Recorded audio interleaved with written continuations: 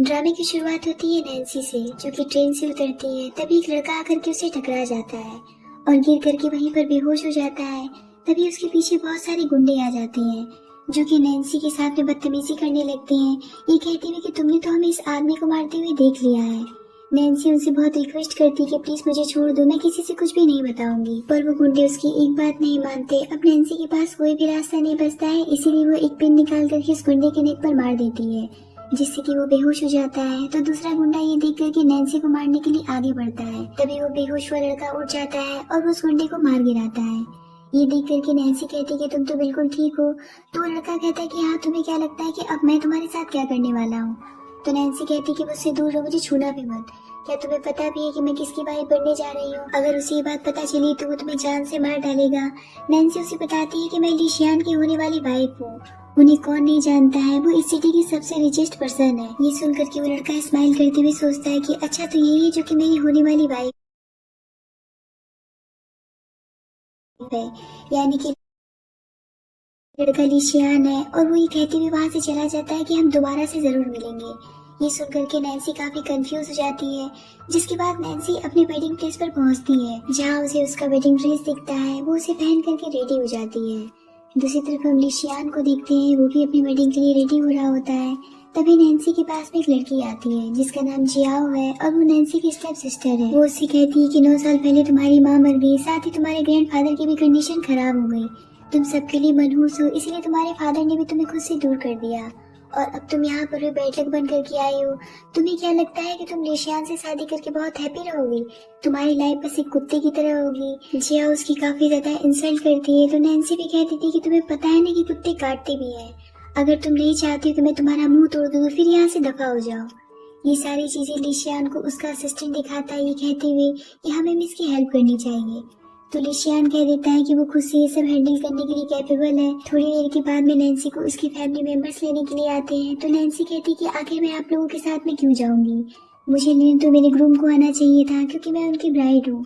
तो वो लोग कहते हैं कि तुम्हारे ग्रूम की तबीयत थोड़ी खराब है, इसीलिए वो नहीं आ पाए हैं। तभी वहाँ पर खड़ी 2 लेडीज आपस में बात करने लगती है कि लगता है कि बेचारे को पता नहीं कि उसकी शादी एक बीमार आदमी के साथ में हो रही है। इसके पेरेंट्स को इसके साथ में ऐसा नहीं करना चाहिए था। यहाँ पर तो सबको यही लग रहा होता है कि नैन्सी का हस्बैंड एक बूढ़ा बीमार इंसान है। ये सब सुन करके नैन्सी काफी परेशान होकर के खुद ही वहाँ से उठ करके चली जाती है। नाइट में नैन्सी अपने रूम में होती है और उसने अभी तक अपने हस्बैंड को नहीं देखा होता है, और वो सोचने लगती है कि मैंने तो अपने हस्बैंड को देखा तक नहीं है, और मुझे फर्स्ट नाइट के लिए एक अंधेरे रूम में भेज दिया गया है। तभी वहाँ पर लिशियान आ जाता है। तो नैन्सी उससे पूछती है कि आखिर तुम कौन हो, क्योंकि अंधेरा होने की वजह से वो उसे नहीं देख पा रही होती है। तभी लिशियान को बाहर से उसकी ग्रैंडमदर की आवाज आती है। तो वो फौरन से नैन्सी के क्लोज चला जाता है। नैन्सी कहती है कि आखिर तुम मेरे साथ करना क्या चाहते हो और तुम कौन हो? तो लिशियान कहता है कि मैं तुम्हारा हस्बैंड हूँ। वो अपनी ग्रैंडमदर को ऐसा प्रिटेंड करता है कि जैसे कि रूम में रोमांस चल रहा है, इसीलिए वो नैन्सी को परेशान करने लगता है। उसकी आवाजें सुनकर के ग्रैंडमदर भी काफी खुश हो जाती हैं, और ये कहती हुए वहाँ से चली जाती है कि जल्दी मुझे मेरे पोते पोती मिलेंगे। जिसके बाद लिशियान लाइट ऑन कर देता है। नैन्सी तो उसे देख करके शॉक्ड हो जाती है। तो लिशियान उससे कहता है कि मैंने तो तुमसे कहा था कि हम दोबारा जरूर मिलेंगे। तभी अचानक से लिशियान को अटैक करने लगते हैं। वो नैन्सी से कहता है कि जितनी जल्दी हो सके इस रूम से बाहर निकल जाओ। उसका असिस्टेंट भी नैन्सी को समझाता है कि आप यहाँ से चली जाइए, पर नैन्सी कहती है कि मुझे एक बार हैंडल करने दीजिए, मैं जानती हूँ कि लिशियान के साथ में क्या हो रहा है। तभी लिशियान और भी ज्यादा गुस्से से पागल हो जाता है और वो नैन्सी से कहता है कि मुझसे दूर रहो। इतने में नैन्सी उसे गले पर एक पिन मार देती है, जिसकी वजह से लिशियान बेड पर गिर जाता है। तो नैन्सी उसे एक थेरेपी देती है, जिसकी वजह से लिशियान पूरी तरीके से शांत हो जाता है, और वो उससे पूछता है कि तुमने ये सब कैसे किया। नैन्सी उससे कहती है कि मैंने तुम्हें ट्रीट किया है क्योंकि मैं इस प्रॉब्लम का इलाज करना जानती हूँ। लिशियान उससे कहता है कि तुम्हें पता है ना कि हमारी शादी क्यों हुई है। तो नैन्सी कहती है कि हाँ, ये बात मैं अच्छी तरीके से जानती हूँ कि हमारी शादी बस एक कॉन्ट्रैक्ट मैरिज है। दूसरे दिन लिशियान की ग्रैंडमदर उससे नैन्सी को उसकी मदर के घर ले जाने के लिए कहती है। वो उससे कहती है कि मैं वैसे भी तुम दोनों से बहुत ही ज्यादा खुश हूँ। कार्मेली उससे कहता है कि तुमने ऐसा कौन सा फ्रेग्रेंस लगाया है जो कि मुझे बहुत ही ज्यादा अट्रैक्ट कर रहा है। इतना कह करके ली उसे किस कर लेता है। तो नैन्सी इस पर बहुत ही ज्यादा गुस्सा हो जाती है और उससे कहती है कि अगर आपने ऐसा कभी भी दोबारा किया तो मैं आपको एक जोरदार थप्पड़ लगा दूंगी। क्योंकि ये मेरी पहली किस थी।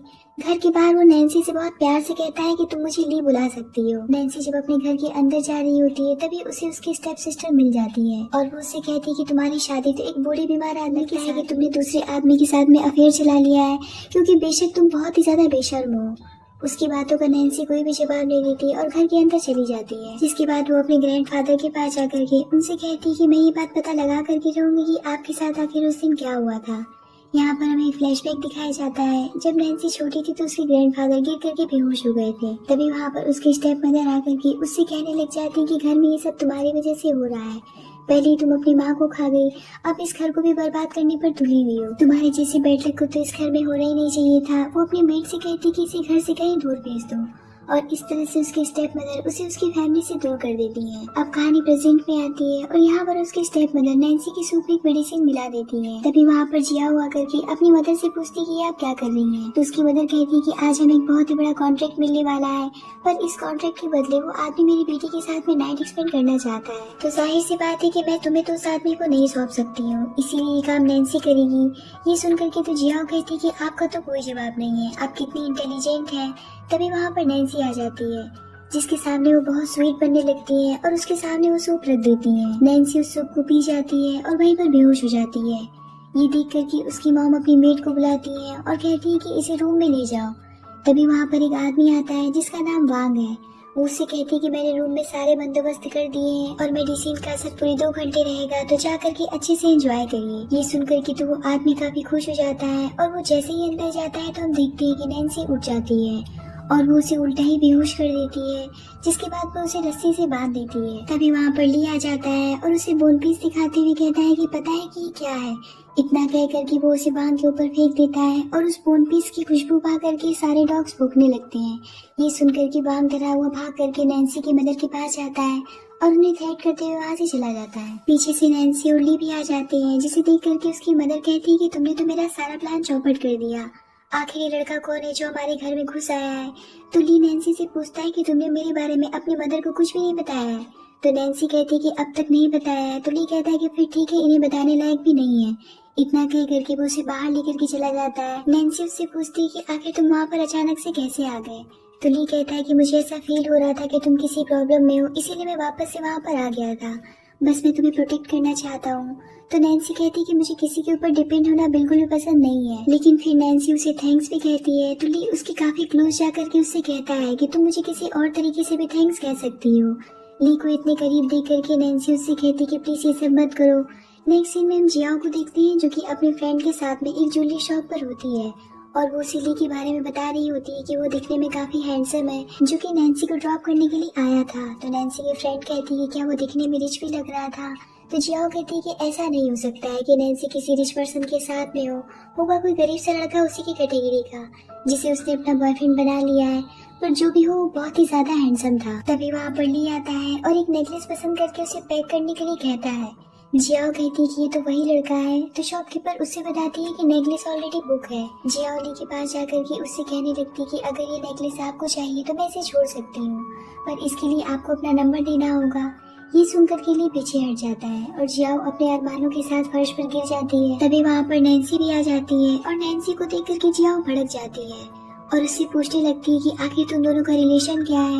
लेकिन नैन्सी उसकी बातों का कोई भी जवाब नहीं देती। ली सेल्स गर्ल को अपना कार्ड दिखाता है जिसे देख करके वो शॉक्ड हो जाती है, ये सोच करके कि इतना बड़ा आदमी हमारे शॉप को विजिट कर रहा है। और यही देख करके वहाँ के मैनेजर ली को वो नेकलेस दे देती है। ये देख करके तो जियाओ कहती है कि इस नेकलेस का पेमेंट मैं कर चुकी हूँ, आखिर तुम इसे किसी और को कैसे दे सकती हो।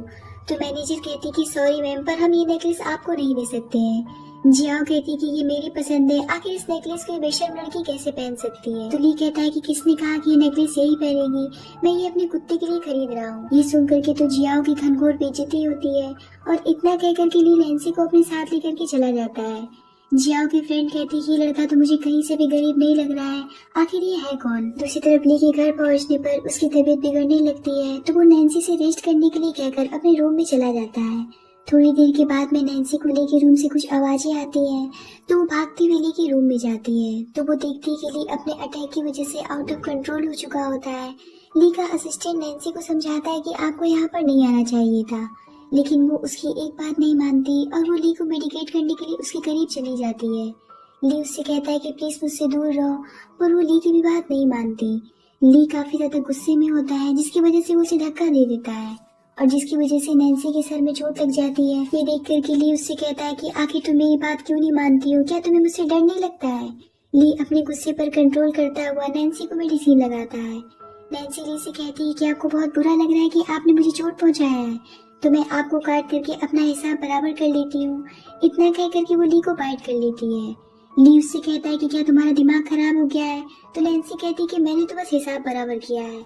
ली उसे अपने करीब खींच लेता है और वो उससे कहता है कि आखिर तुम ऐसा कौन सा फ्रेग्रेंस लगाती हो जो कि मुझे हमेशा ही अट्रैक्ट करता है। नैन्सी कहती है कि मैंने ऐसा कुछ भी नहीं लगाया है और आप मेरे साथ में कुछ भी ऐसा वैसा करने की सोचना भी मत। ली कहता है कि आखिर मैं तुम्हारा हस्बैंड हूँ, आखिर तुम मुझे अपने आप से दूर क्यों करती हो।